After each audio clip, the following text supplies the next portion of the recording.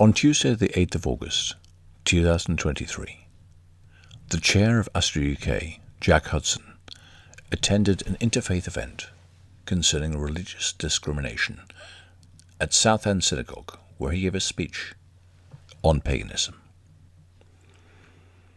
In attendance were the Lord Lieutenant of Essex, the King's representative, a Sikh delegation, a Muslim delegation, representatives from the Southend Jewish community, and a delegation from the Church of Latter-day Saints. It was well received with many questions. The Jewish community there have extended an offer of help to us in the future when Asatru UK owns land and need advice on keeping it safe and secure for our community. They are also looking to host an interfaith event in Manchester soon, and are hoping more pagans and heathens will be able to attend. The Sikh community in Chelmsford are also hoping to network with the Essex and Hertfordshire heathens, and invited us to join them next time we hold a moot in Chelmsford. The most remarkable comment made was from the Archdeacon of Southend, who said, "You know, pagans have been left out of the religious discussion for far too long. I'd like to change that." It was a great privilege to have a pagan representation at this event, and to see paganism so well received. This was the first time Jack had given a speech on paganism to other religious groups, and it was a very emotional experience for him, but also extremely important for our community. His speech is narrated here by a fellow AUK committee member.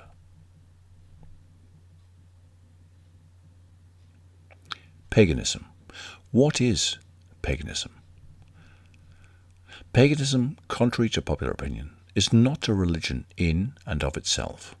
No, indeed, it is in fact an umbrella term, an umbrella under which multiple religions are categorized. What people know as mythologies are in fact religious stories. They were and are still part of the living traditions. The gods of these stories were and still are worshipped by their pagan followers in the world over, by their own religions such as Heathenry, Wicca, Druidry, Remover, witchcraft, and shamanism, to name just a few. And much like Christianity and Islam, within those religions are subsects. The gods are the same, but the interpretations of their teachings and stories are approached differently. The values vary, and different aspects of the religious tenets are approached differently. Heathenry, a pagan religion that is primarily focused on the worship of the Germanic gods, has multiple religious denominations such as Asatru, Theodism, and Odism. We'll get to Odinism later on. Pagan religions take shape rooted in polytheism, animism, shamanism, and in some instances monotheism. They are religions of idol worship, the spiritual and the mundane. They focus on the individual and collective representation of faith. They are religions with a profound respect for nature and living things, a belief in the physical and the unseen. Many pagan religions consider themselves free of dogma or scriptural diktat, where the needs of the individual are as important as the community. Pagan religions were once widely spread across the world, from ancient Greece and Rome to Persia in the east or Scandinavia in the north. A beautiful mosaic of overlapping traditions and practices, mixing and blending with one another, as cultures often do when confronted with each other. The coming of the Abrahamic monotheistic religions changed all of that, and a 1,000-year struggle for spiritual domination took place in the continents of Europe, Asia, and Africa. As the ruling classes and social elites of the pagan world converted to religions such as Christianity and Islam, the pagan populace found themselves on the receiving end of forced conversion, religious violence, and the legal suppression of their cultural and religious beliefs. The end result was a mass decline in pagan religions across the world. Our temples destroyed, pillaged and ruined. Our stories and practices forgotten, abandoned and lost to the confines of history. Our gods and spirits reduced to the protagonists of children's bedtime stories and folklore. Many of our holidays and festivals were absorbed into the emerging dominant cultures, such as Yule, Christmas, and Easter, Yostre. For the next 1,000 years, if any pagan traditions survived, they were much diminished. Our surviving recorded history was written down hundreds of years after conversion era by monotheists and for a monotheistic audience. This happened 1,000 years ago. No one is alive that remembers those times. But the history of it and the subsequent treatment of pagans, in particular witches, is still felt in the hearts and minds of pagans today. The vast majority of pagans feel misunderstood, misrepresented in modern media, and often openly mocked for their beliefs by the general populace in Great Britain today. What does paganism look like today? According to the 2021 census, there are over 150,000 people practicing the various pagan religions in the United Kingdom. Pagans grow out of the ground, as the YouTuber and pagan commentator Ocean Keltoy has stated, with second-generation pagans being rare, and third-generation being even rarer still. Although this is changing now, with many pagan children growing up in the security of their communities.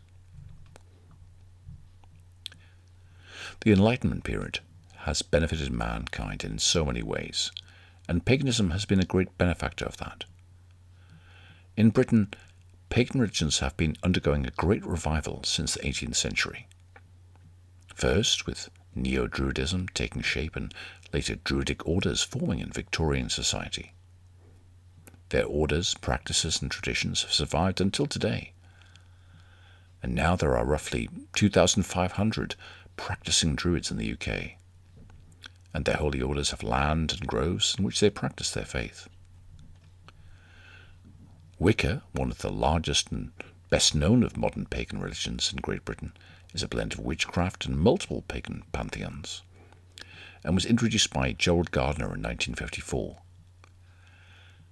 And there are, at last count, over 13,000 Wiccans in the United Kingdom. There are also nearly 80,000 people in the United Kingdom today who consider themselves a generic pagan, often blending their culture into the understanding of the gods, spirits, and nature. The 2021 survey also showed a remarkable growth in shamanism, with nearly 80,000 shamans now practicing their faith. And then there is heathenry. And I'm going to now talk mainly about heathenry. As the chairman of the largest heathen organisation in the UK, it is the subject in which I'm best qualified to talk about. And later on, the problems that we face today. Heathenry is the fastest growing pagan religion, and their numbers have increased 140% in the last decade. Heathen belief is broken down into three main parts: the worship of the gods, the gifting cycle with wights or spirits, and the veneration of our ancestors. You would know our gods today thanks mainly to the films of the Marvel Cinematic Universe, with gods such as Odin, Thor, or Heimdall. Heathenry is an umbrella term for multiple religions that were practiced regionally before the conversion era in Europe. The gods are the same or similar, with linguistic variations due to regional and cultural practice.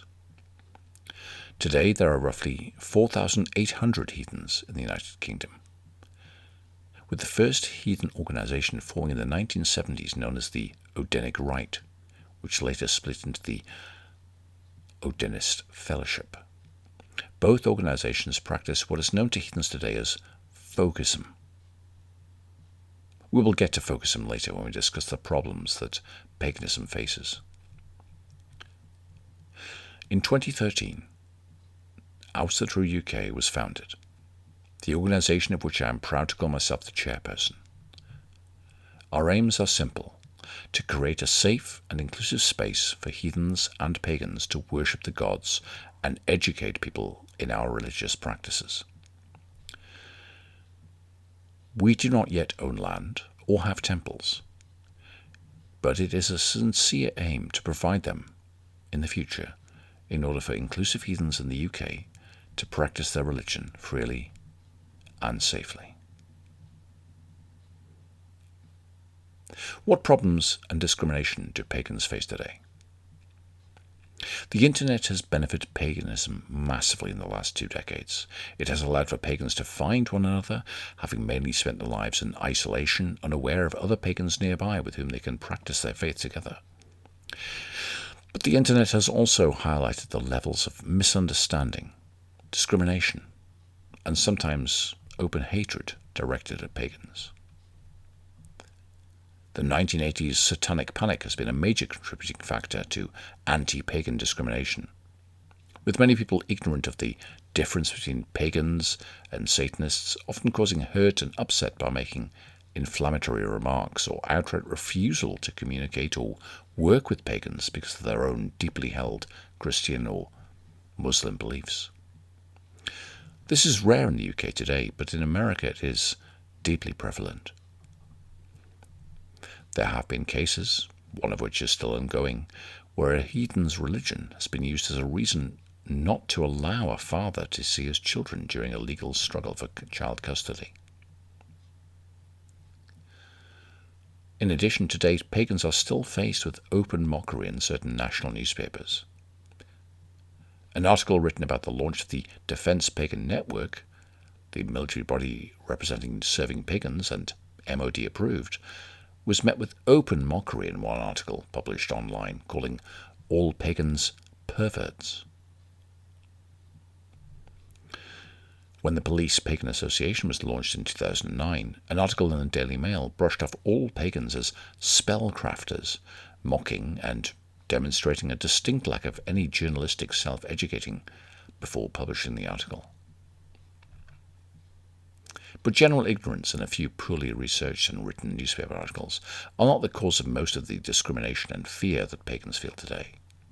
No, it is, unfortunately, from within, and a deep misunderstanding from without that causes pagans, and in fact most heathens, to look over their shoulders in fear. To put it simply, we have a Nazi problem in paganism. Since the Volkisch movement began in 19th century Germany, there has been a deliberate and purposeful use of ancient pagan symbols, utilized in an attempt to give credit and validation to white supremacist ideology and rhetoric. Today it takes the form of folkism and Odinism, and sadly it is growing. Earlier on I mentioned the first 2 heathen organisations to form in the UK, the Odinic Rite and the Odinist Fellowship. Both practice a form of heathenry known as Odinism. First coined in 1930s Australia, Odinism is an ethnocentric ideology, believing that their brand of paganism is the true religion of ethnic European peoples. The Odinist groups in the UK typically claim they are the true religion of the indigenous English, and that only white males and females can practice paganism under their banner. Nationalists, racists and fascists in the United Kingdom are well documented for wearing pagan symbols or sporting tattoos of the runes or Mjolnir, Thor's hammer, the Valknut, and of course, the swastika. These ancient symbols are also worn and sported by the vast majority of my community, who are peaceful and inclusive, anti-racist pagans. But to the average person on the street who cannot differentiate between a folkish pagan or a normal inclusive pagan, it can often lead to disagreement, accusation, and in some cases, aggression and violence. The Police Pagan Association spends an abnormal amount of time trying to correct misrepresentations of pagan iconography in modern media. In government studies published, and of course in newspaper articles that almost always point out that pagan symbols are worn by Nazis and the far right. Our fear is that this misrepresentation of our symbols and the use of paganism as a way of describing the symbols slaps a target on our backs for vigilante anti-racist groups.